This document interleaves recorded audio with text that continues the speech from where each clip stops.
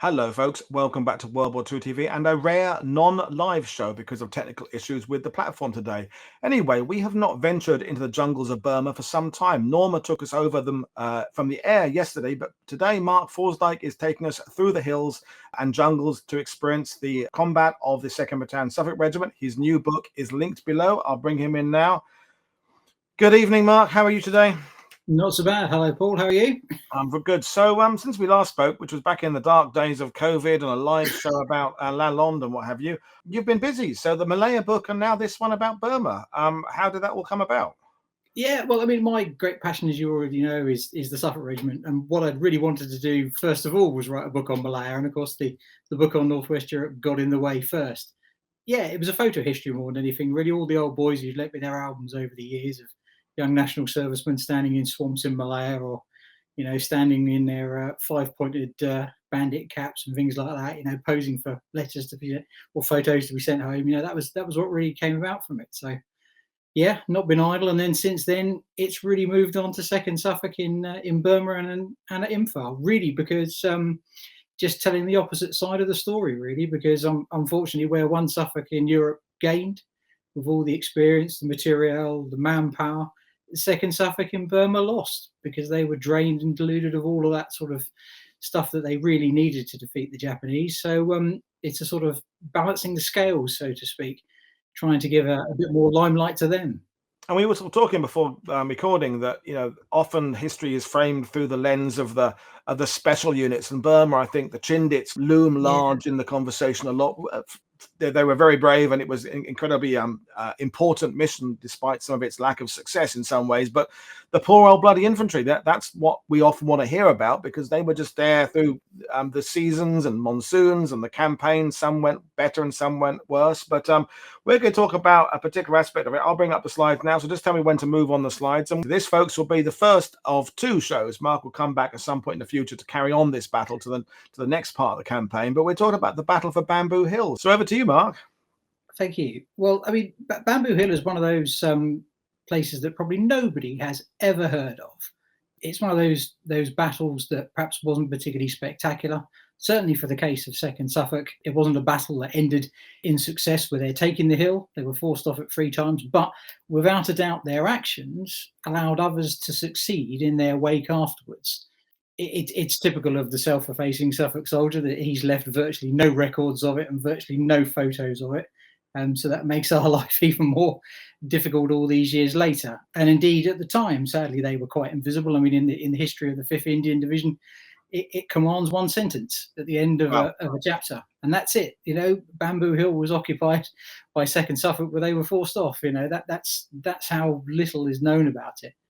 But before I get onto Bamboo Hill, I thought what I'd do is I'd frame the picture really beforehand, because a lot of people look at the Burma campaign. They know what comes before it. They know what comes after it.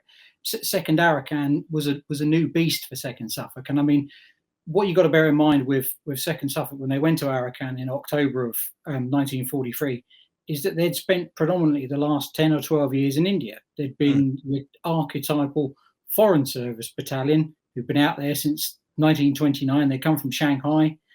And to be honest, their lineage went back even further than that. I mean, right back into the 1860s at Jubbulpore, in the 1920s at Wellington. They've been at Madras in the mid-30s, but theirs was a colonial peacekeeping world. They were those sort of last vestiges of the empire. They were there. They were that steady presence. And their life revolved around all the things that you see in the pictures. They are doing guards at various fortifications. They're living the camp life with the Dobi Wallah, the Char Wallah, all the followers that go with it. And they spend their time, up in the hills, as you can see in the first picture. This is Raskol, so this is the battalion marching up to Razmak on the northwest frontier in 1939.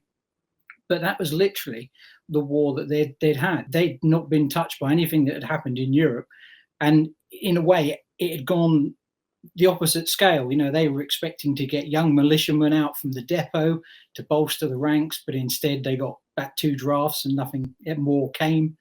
They were supplemented with a few of the territorials that luckily, didn't go in the bag at Singapore and managed to come and bolster their ranks in India.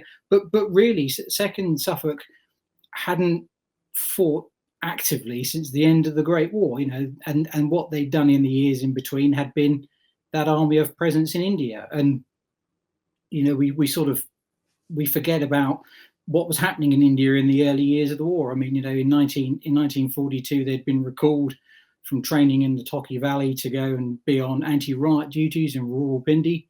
It was already pretty fractious before, independence came 5 years later. So they were never destined to go into First Arakan. They were never destined to go anywhere near the Burma campaign until really they scraped the bottom of the barrel, you could say, and they had to go.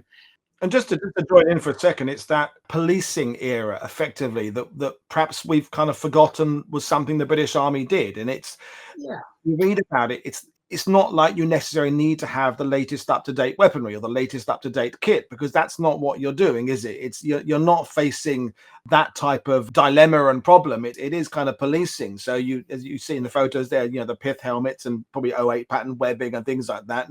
No one cares. It's not going to make a difference to what your general day-to-day role is, which is kind of putting up with the climate and doing that kind of interwar, as you said there, policing stroke, occupation stroke, guarding and maneuvers. But it's an interesting era. No, absolutely. And you're dead right. I mean, Second Suffolk, it takes them until the beginning of 1943 to get your 37 pattern webbing. They're still wearing '08. They're still wearing long putties. They've still got the dregs of all of the, dare I say it, the bad weaponry, stuff like the VB gun. They don't get a Bren gun until the early part of 1943. They've never trained on a 2-inch mortar or a 3-inch mortar. Their war has been going out into the Great Plains, operating with a couple of old armoured cars, perhaps bringing in a mountain battery of, 6-pounder guns or whatever. And they spent time, in stone sangers, looking out over the hills for the Waziristan tribesmen, trying to spot the puff of smoke from the rocks. They'd fire a shot, we'd fire a shot. That was their world. And for suddenly to be told in the middle part of 1943, actually, you're going to have to go and fight in the jungle. And actually, we need to give you a bit of a real crash course in this. But of course, the trouble is that where in India do you go and find a bit of jungle that you can just throw a load of chaps into?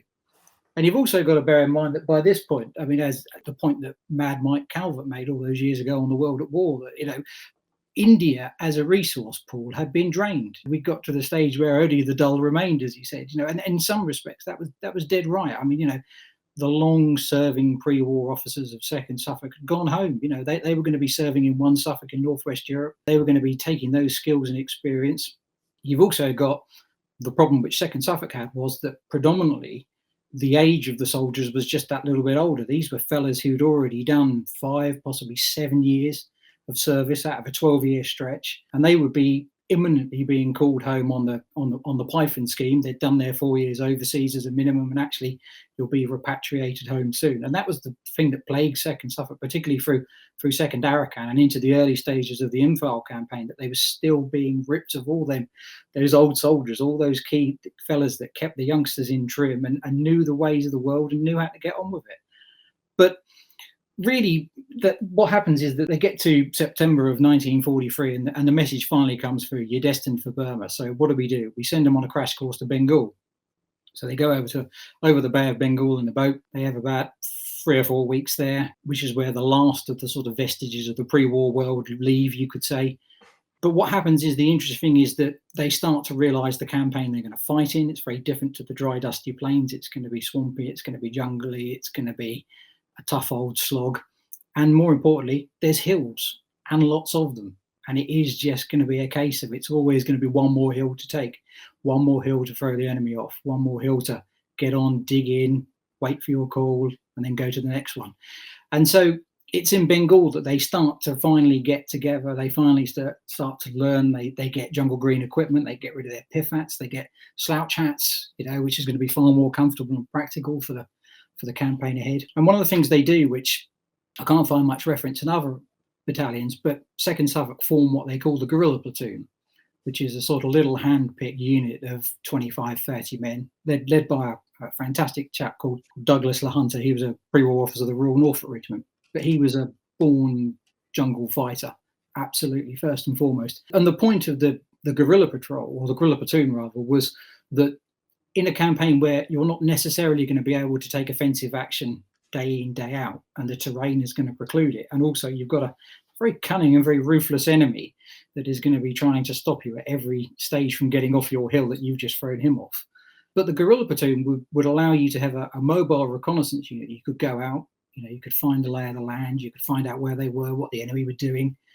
And you could also, when large-scale offensive actions weren't possible, you could send them out to harass his lines of communication, cut his telephone cables, raid his cookhouse, blow up a few stores. And it kept the enemy on his toes, which was exactly what the Japanese did to us, particularly at night, as many people know, with his nocturnal taunting. Mm.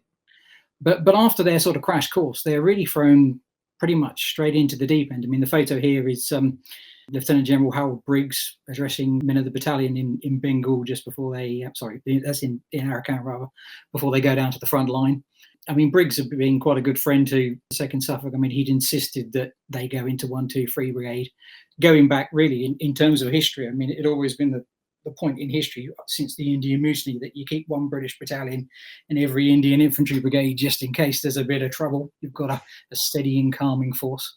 And later on, Briggs would be with 1 Suffolk in Malaya. I mean, the famous Briggs plan of dehousing the people and taking them away from the terrorists. It was all sort of thought of and conceived at his time during the war. But they get themselves into Burma.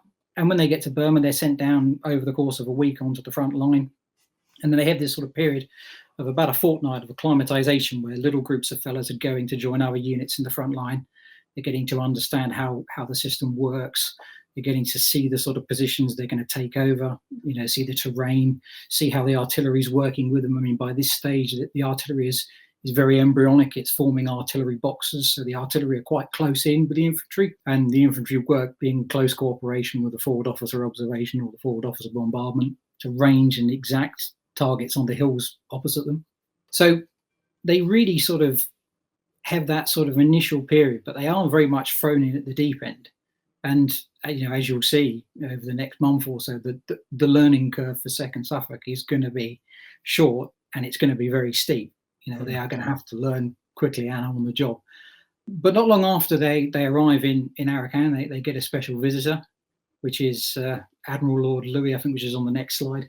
Mountbatten comes to have a chat to 2nd Suffolk, as he did with all of the units under his command when he took over as Supreme Commander Southeast Asia. And he'd come really to speak the truth. And I think to fellas of 2nd Suffolk, I mean, several of the veterans I interviewed remembered it. And they all said, he was an inspiring character. No matter what you say about him, he was just absolutely phenomenal.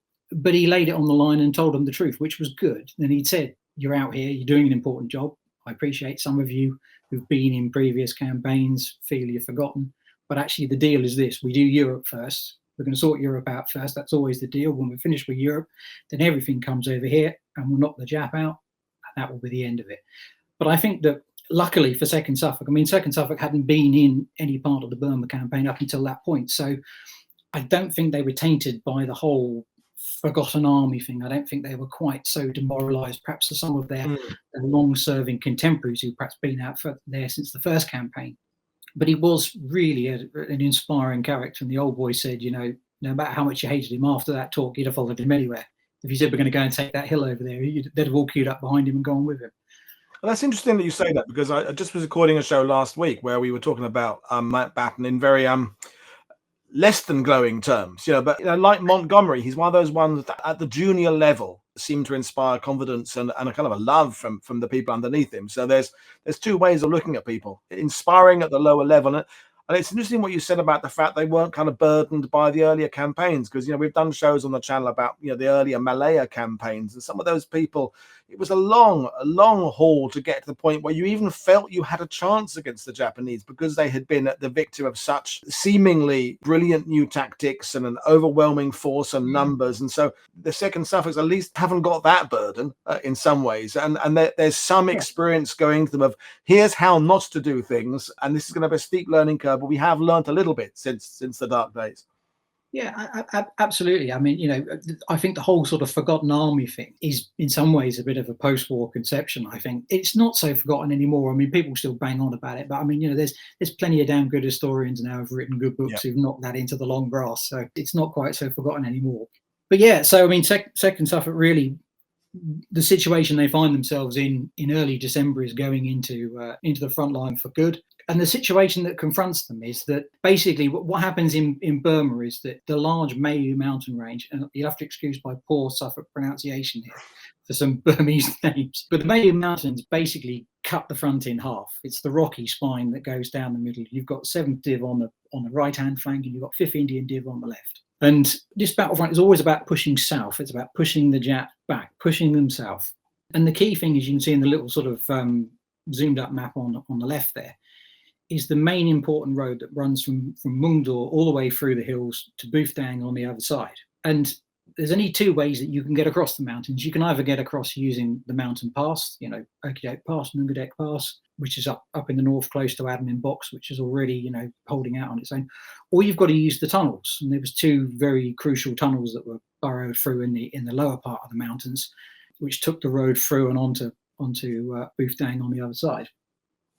And the Japs knew it. He who controlled the heights and the tunnels controlled the battlefront. So the idea was, actually, we've got to push this front forward. We've then got to do a left turn, a flanking turn, try and get those tunnels and get away through, because then once we've got a supply route through, we can then get the wounded away, we can reinforce the garrisons, and we can try and make a breakout on the other side. But in front of 2nd Suffolk, what you had was this hill. And I say hill because there's not really that many hills in Burma that we would call a hill, let alone a mountain. But Bamboo Hill stood directly south of 2nd Suffolk's positions. And over to the left-hand side of them was an imposing series of hills, some of which you saw on the title slide, which they called the Wrens. The Wrens take their name from the Raykat Chung, which was the little stream that ran through the bottom of the valley. And of course, in the parlance of the average Tommy, the British soldier, Raykat becomes Renkat. And these 3 interconnected hills, which are linked by very small saddles, are Renkitten, which is the lowest, Middle Renkat, and Renkat itself. So responsibility really to capture those on the left-hand flank was given to the Dogras, to 1st 17th Dogra, and 2nd Suffolk were told as soon as possible, get your backsides in gear and have a crack at taking Bamboo Hill in the middle. Because once you've got Bamboo Hill, you've got a very good vantage point to look over the road in the south. And from there, you could then press on. And on the other side of the road was the Razabil Fortress, which was quite an impressive little area of a Japanese stronghold. So it was a staging post, really. If you got Bamboo Hill, you could then cross the road and then attack in force and keep pushing south. So you can see in the map here, this is the situation that you've got. You've got the Renkat Chung in the middle of the picture. You've got the Wrens on the left. You've got Long Hill and Long Hill North, which frustratingly isn't Long Hill North. If you're looking at it geographically, it'd be Long Hill South. But then you've got Bamboo itself as well. So Bamboo, as you can see, if you look at it from the battalion's positions, which are pretty much in the middle of the valley there and on Long Hill, you're only seeing the tip of a very big pyramid. It went up almost in triangular shape at the back. The Japanese defences were in a horseshoe at the back, interconnected horseshoe, and then they ran down into their positions in the valley beyond. What Bamboo Hill had was a little plateau about 20 foot by 30 foot, about halfway up its slope on the northern side. And the plan really was in the new year, as soon as possible, that the guerrilla platoon would go out, they'd have a look, they'd go round the back of the Wrens, they'd go round to Hook Hill on the right flank, and they'd try and see if they could find a way around, a covered way around, because bear in mind that you've got to get there first without being too fatigued, and then once you're there, you've then got to find a forming up point from where you can make an attack, and you've got to have your fellas fit and well enough to do it. And it's exhausting work. You've got to cross down into the stream, you've got to cross the stream, you've got to get up the other side. All of this were the confines of your typical Burmese climate, with low cloud, dense humidity, fellas sweating, carrying bare minimal stuff. One of the things that always amazes me about the Burma campaign is that, unlike Northwest Europe, nobody's carrying a pick or a shovel. In Northwest Europe, it didn't matter where you went, every time you got a pick or a shovel. Here, the reliance is much more on the entrenching tool. Once you get there, you dig in through the scrub and the undergrowth. And then you get the problem with Burma, in this part of Burma, which is that it's dusty. It's dry, dusty soil, which is continually soaked with the downpour in the monsoon. So it's really tough work. So it's quite a distance to get round, but the early part of 1944, they're out, they're making these patrols, they're having a look. The guerrilla platoon think they've found a way round by going around the back of Renkitten, so they decide to give it a go. And it's not until the 24th of January, really, that they decide we'll have a go at this. and it's A Company that goes in first. A Company led by Captain Gray. Gray was a pre-war officer of the Royal Norfolks, but he'd been with 2nd Suffolk for about 4 or 5 years. And they decide what they'll do is they'll go forward from Long Hill North. They'll drop down into the valley where they're relatively unseen. They'll get to the plateau. They'll make a firm base on the plateau. And then what A Company will do is they'll split their force. They'll keep one platoon on the plateau. They'll send one directly to the summit, and they'll send one round on the flank in what they call a sidestep. So that's what they're trying to do, really. They're trying to divert the enemy's forces as much as possible. In the first attack, they get to the plateau. That's absolutely fine. The early morning mist has allowed them to get there relatively unscathed. And then as soon as they advance on the plateau, they get about 20 yards up the hill, and they're stopped by the most simple of things that you can imagine, which was just a bamboo palisade fence. The Japs had just put a load of poles in with a bit of wire in between. And the moment they try and start to kick and cut through this, then of course the Japanese realise they're on the way, and all hell breaks loose. And the company commander, Captain Gray, says that there's no point going on in this ridiculous sort of Great War straight into the guns mentality. Let's go back to the plateau. Let's hold a firm base on the plateau. Let's send a runner back. Let's get some reinforcements. Get another platoon up from one of the other companies. Get it over, and we'll have another go. So the first attack really was that it was a failure. It didn't go anywhere, but A Company at least had got a base on the plateau. So they decided the following day what they'd do is they'd get C Company in. C Company was commanded by Major Richards, Dickie Richards. He'd been with 2nd Suffolk since 1938, so he was old school. And the plan was that they would go up and they'd link up with A Company on the plateau. A Company would stay there, and C Company would go round like the claws of a scorpion round the side of the hill, and they would come up and try and attack the horseshoe trenches from behind. So that was the plan. And just a good question for you, Mark. I can't really visualize what it was like on the ground there. What kind of visibility have you got? Because if there's one thing I've learned during this channel is there's jungle and then there's different sorts of terrain. And we've done shows with Phil Bradley about New Guinea where, you step off a track and you've lost all visibility. So you can't make an infantry force count because it's like 3 blokes at the front are doing all the fighting because everybody else can't envelop. It's more open than that here, isn't it? So you can kind of see left and right. Yeah, it's open, but what Arakan was more dense undergrowth. Yeah, it's not like you imagine, your sort of primary jungle or your rubber plantations of somewhere like Malaya. It's more scrub. It's more tough underfoot. So it's slower going. You've got to think where you're putting your feet. Your feet get caught in crawlers and things like that. You have to hack your way out.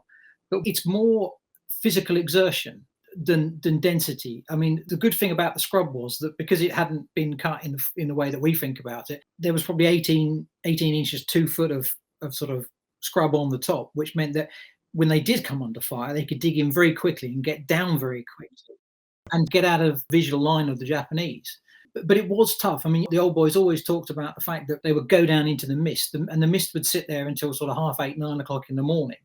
And quite often what would happen is that in the action, if someone fired on an automatic or something like that, the heat of the weaponry, the heat of the fighting would dissipate the mist very, very quickly. And suddenly, if you weren't careful, the mist would go in the space of a few minutes, and there you were in your exposed position. So it was all about getting there, and it was all about getting there as quietly and as effectively as you could as a force, and finding a base from where you could go.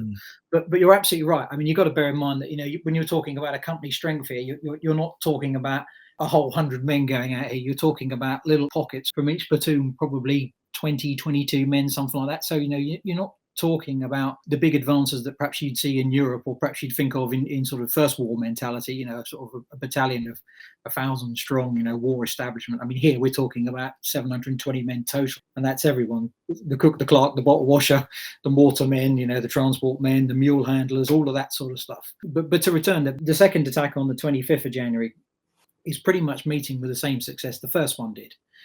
But what was very interesting in the second attack was that all the reports came back that there were different positions that they hadn't spotted the day before.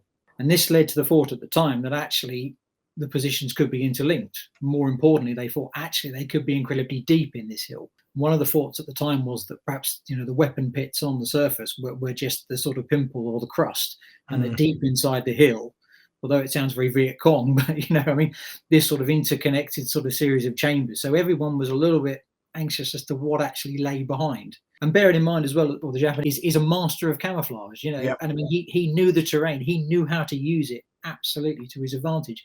And so, what little aerial photography there was of it showed virtually nothing. You were never going to get anything of any tangible intelligence of what the enemy positions were in that terrain. Yeah, you've got to literally walk up there and see for yourself. I mean, and this is where it contrasts so differently to the ETO when you came on and talk about Lalonde, Suffolk standing on the sword beat. They've got intimate maps of every road, every junction, every slight rise. You're going to find this here, there's going to be barbed wire there, there's a bunker over there. It doesn't necessarily make the fighting any easier, but it makes your preparation for it easier, I suppose.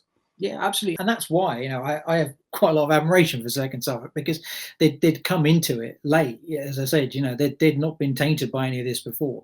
And they had to learn on the job. They had to quickly establish where the enemy were, what he was doing, what he was very clever at. They also had to collate all of that information that they could from other people. What was his usual modus operandi? Did he have weapon pits? Did he connect his trenches and all that sort of stuff? That's the stuff they had to learn. And the only way they could learn it was learn it hard and on the job. But the second attack really, unfortunately, doesn't bring anything other than, as I say, the brutal realization that perhaps the position is a little bit more bigger and a little bit more complex than it had been given credit for. And so there's a pause with it. There's a pause for a day where they think, well, what is the point? Is there a point in going on to attack this? And it sort of comes down from on high that really it's got to be taken if you can take it. Therefore, will you have another go at it? And what they decide to do then is to bring something else into play. They bring in one of the battalion's machine guns, one of its Vickers machine guns. Well, I say one of it's solitary Vickers machine gun. The idea being that they'll send it out to a little hill on the right hand flank, and they will fire into the summit of Bamboo in a hope that they will keep the Japanese down long enough to allow a combined A and C company force to jump up from the plateau and head up to the summit. And it's important to note as well that it was a solitary Vickers, and there was just no large cache of medium machine guns available to give out in 2nd Arakan. But the other thing that the Suffolks did have to their advantage was that they were the only people in 123 Brigade that had actually had any use on them. I mean, that had been part of what they'd been doing in the late 30s out in India on the plains. The machine gun platoon was actually pretty good at what they'd done, and all the old sweats were still with them at that stage. Sadly, in the months that were to come, a lot of them were to be taken back and sent on to serve with 1 Suffolk in Europe.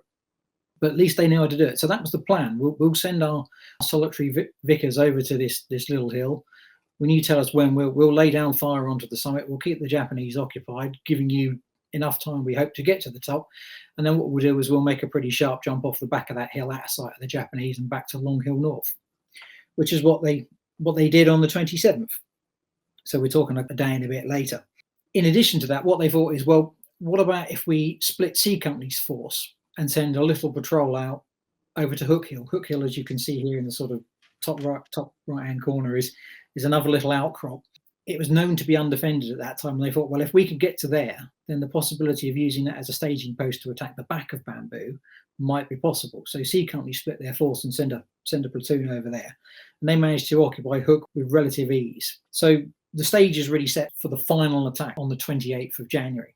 And the plan is really going to be the same. It's going to be that C Company's platoon from Hook Hill are going to have a go at the back. They're also going to split the other 2 platoons, and they're going to go around the sides of the hill, and then they're going to come up at a higher level in the hope that everybody will meet up on the top of the summit, deal with the bunkers, and ultimately secure the hill. And so that's really what the plan was. Everybody set off, and in that archaic sort of sense of the world, the whistles blew and everyone went. Within the first 20 seconds, Captain Gray of A Company was wounded mortally, fell down. He'd been hit by a Japanese sniper, and control of A Company then passed to Lieutenant Mitchison, who was the only available officer left at that time. The 2 others had been wounded. So A Company's assault had sort of pretty much died and ran out of steam halfway between the summit and the platform. So they were temporarily sort of locked in this no man's land deadlock. They were hoping in vain that C Company would be cutting around and then would hopefully be getting up to the higher level.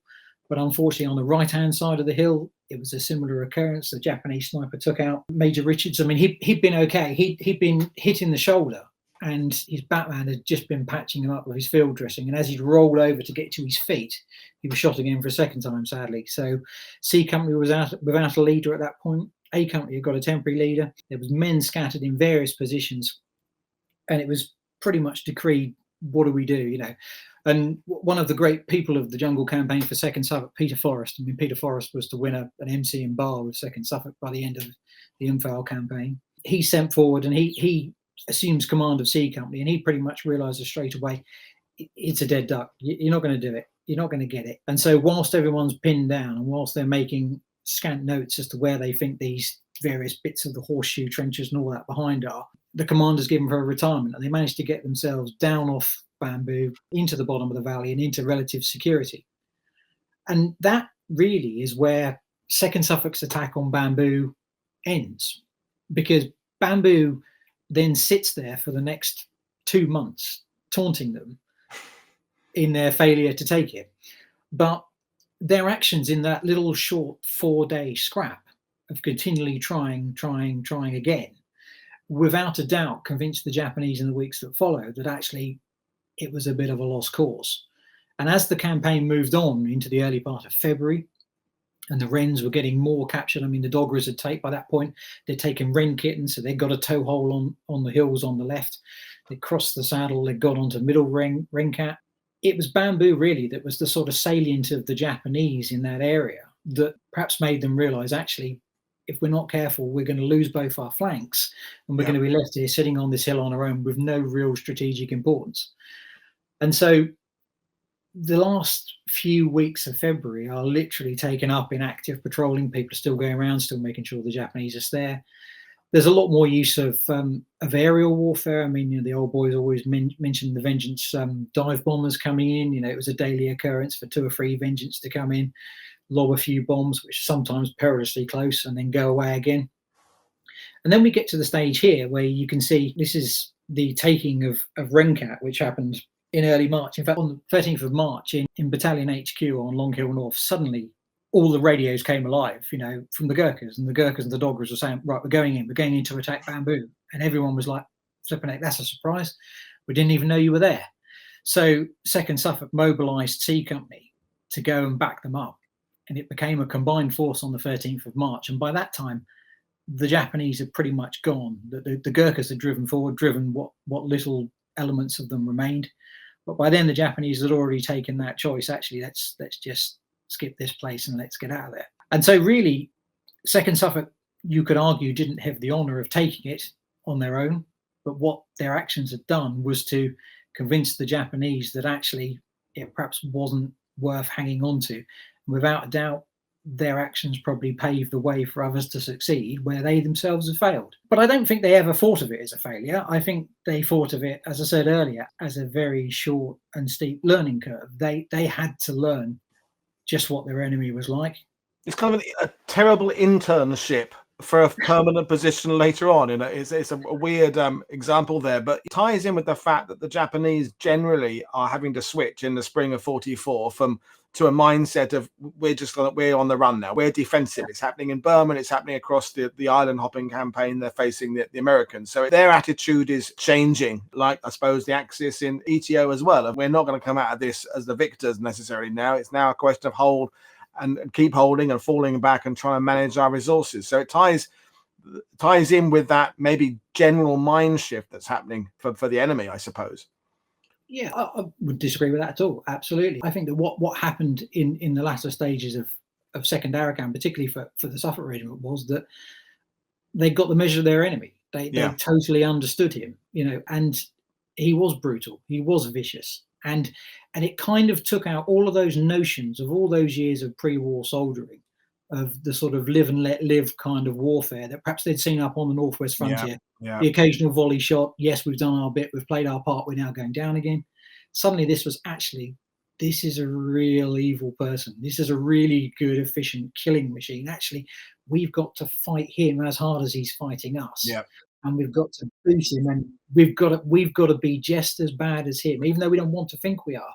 It's the only way we're going to do it. And I think that Bamboo Hill was a dispelling of all those myths of what people thought it might have been, you know, and it was a brutal realization that actually the enemy they'd come there to fight was just ruthless. And as the veteran said, they were bastards, absolutely. And it wasn't helped as well by the fact that you've got a lot of people in the ranks who've got brothers and cousins who've been captured at Singapore, who they hadn't got a clue whether they were in captivity or not, or whether they were even dead. They hadn't even heard of them for 2 or 3 years. So it kind of toughened the resolve, and I think also it toughened the resolve of the Suffolk soldier immensely for what was to come, because nobody wanted to be left alone in the jungle wounded. Nobody wanted to be left there hoping that someone would come back. And that, I think, was one of the enduring things that a lot of the veterans said to me, that actually you didn't want to die alone on a stretcher waiting for someone to come back and rescue you, because it was horrible. You could have the Jap in the bushes beside you. And the other thing that I remember, Jack Dash, he was a 2nd Suffolk signaller, he said, no matter where you were in Burma, you never ever got the feeling that you were away from the Jap. Even if you were behind the hill, you still felt he got his eyes on you. And that, I think, is part of what they learned in those first few months in Arakan, which was actually be aware, be alert. This is different to anything you've seen, and take it all in, and just be on your wits. That contrasts perhaps with other theatres where there's a sense of in the line and out of the line, and you're now out of the line, and so you're relatively safe where you are now, and now you're in the line, and here begins a danger. As we've talked about it in this theatre before, as you said there's no real out of it. The enemy could be crawling through the kunai grass 50 meters to your left, and you won't know about it until he jumps you, kind of thing. Absolutely. I mean, you've also got to bear in mind that actually, as you say, that there are no real areas here, really. I mean, 2nd Suffolk don't get a period of rest like 1 Suffolk. No trucks come to the forward positions and say, right, in you go, you're going to have 10 days in Belgium as a rest. There's none of that for poor old 2nd Suffolk. There's no concert party around the corner. They would be lucky if they got a set of bingo to play on Minden Day, the annual holiday once a year. I mean, it was not forgotten. I don't want to use the word forgotten, but there just wasn't any rear area. You were there, you had to stick it out night after night. I mean, some of the old boy, I mean, one of the accounts of Arakan, written by a chap called Cyril Dell, I mean, he said, there are no rear areas out here. If you fall asleep at night and you snore, your mate will sock you, because the Japs can find out where you are. And if the Japs come on, you don't fire at them, because the fire in the night will alert them to the position. You only use grenades. Grenades at night, that's all you use. And it was all those little things like that, learning to fight him, learning to make sure that you didn't compromise your position, learning to make sure that you kept yourself as safe as you could, and you kept an eye out, even in the darkness, for the Japanese. It was all those little things that they had to learn. And I think that whilst it wasn't covered in glory, it was a really important learning curve for what came later with Info. It's like when Peter Hart comes on and talks about the DLI or whatever, you don't necessarily learn about the operational understanding of the war by these slightly secondary actions, but you learn about soldiering, you learn about the experiences on a day-to-day basis. And we understand our history from those high points. It's Imphal and Kohima and stuff later on, and yet these in-between campaigns that are incredibly important if you're in them maybe don't reach that sort of high point of being the beats we measure the Burma campaign from, but we understand more about soldiery through it, I think. Yeah, absolutely. I mean that, as I say, that's the thing that appeals to me from an historical point of view. It's not the bigger picture. It's the bloke on the ground, and it's the bloke on the ground who he could have done 7 years service already. He got his India General Service Medal for being up at Razmak in 1939, but suddenly within the space of 3 or 4 months, got a complete green outfit that he's never seen before. He's probably got a new set of webbing that he probably didn't have 6 months before that. He's got a slouch hat or a tin hat, whatever he decides to choose, and his life is all about that. And I mean, as you can see from the pictures here, there's very little photographic record of 2nd Suffolk in Arakan. But I mean, after Bamboo Hill Parade, which was the Army Weekly, came along and did a little piece, which the text of it's pretty crap, to be honest, but what is phenomenal is the photos. And you can see here, I mean, this is the kind of life that they were leading. You've got Major Slogger Leach, Aussie Leach there in top left, reading his copy of the Regimental Gazette in his foxhole. And he's reading the news that his son's been born at home. That's the reason it was sent to him. But you can see it. There's a charcoal brazier on the lip of the dugout behind him, Paladrin tablets for keeping the mosquitoes off or whatever, or the malaria off. That's the world they're in. And you can assume that they're not letting the guys whose asses are falling out of their trousers and the ones who've got, jaundice, or the one who've got some sunken cheeks, they've had malaria a few weeks ago. I assume they're not getting in the photos. I'm assuming there's a certain amount of management of these because they are for a sort of a positive propaganda purpose. Yeah, and I mean, bear in mind that a lot of people at home had no idea where Arakan was. Yeah. One of the things I had when I was writing the book was that I'd called it the Arakan because it had always been the Arakan to me. But actually, the point that Rob Lyman made to me, which was a very valid one, is that it's a bit like saying I live in the Suffolk. Actually, I live in Suffolk, therefore it is just Arakan. So there was an educational point of this, telling the people at home where they were fighting, what they were doing. But I mean, if you look at the picture bottom left, that's a real assortment. That's fellas in flannel shirts there from India. That's fellas not wearing any gaiters or short puttees, eating off plates, not out of mess tins. And you've got to bear in mind that in the Burma campaign, rather curiously, this sort of system of a regimental cookhouse still survives. Cook Sergeant Cropley still dictates all the meals, then he passes them down to company level and people distribute them to the fellas in the frontline foxholes. And I mean, the hair's quite long there. You can see, no one's had a haircut recently. Mm-hmm. It isn't the short back and size that you think of Europe. And there's some fellas with slouch hats, some fellas later in tin hats. There's no great divisional or brigade order that says everyone's going to wear the same. It is very much a sort of a bit of a beggar's opera almost, that everybody's wearing this different style of stuff. You've got the machine gun up top, the one solitary, wonderful machine gun. With two fellas of the machine gun team. Corporal Horscroft there on the left. I mean, he was famous. He'd been a battalion boxer since the 1930s. Absolute back and arms covered in tattoos. And apparently, he had a tattoo of a fox being chased by the hounds, and all you could see was the white bushy bit of the fox's tail just between the cleft of his buttocks. Too much information, Mark. Yeah, sorry about that. But apparently, he was quite often to be seen without his shirt on.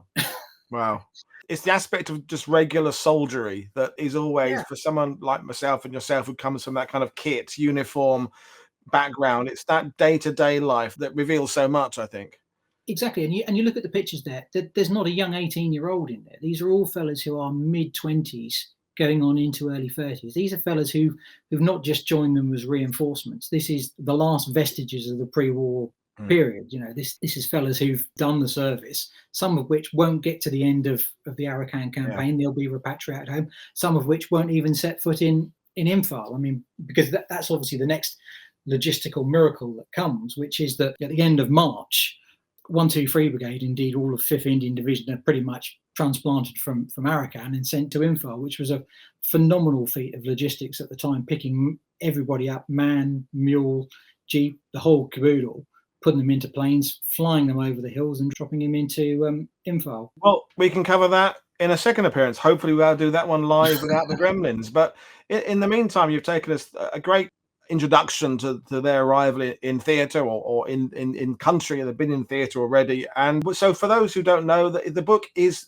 actually available to buy it, or is it pre-order right now? No, it's pre-order right now. It should be out end of May, hopefully with a fair window. That might be out sooner, I'm not sure. Brilliant. Well, the link to purchasing it is in the description below, or you can buy it at your favourite bookstore. But basically, I'm going to say thank you very much for this first appearance, and we'll bring first appearance about this subject. We did the ETO one a few years ago, but we can come back and look at the later campaign later on. And so I'm thrilled to bring you back sometime in the future. It'll be brilliant. Brilliant. Look forward to it.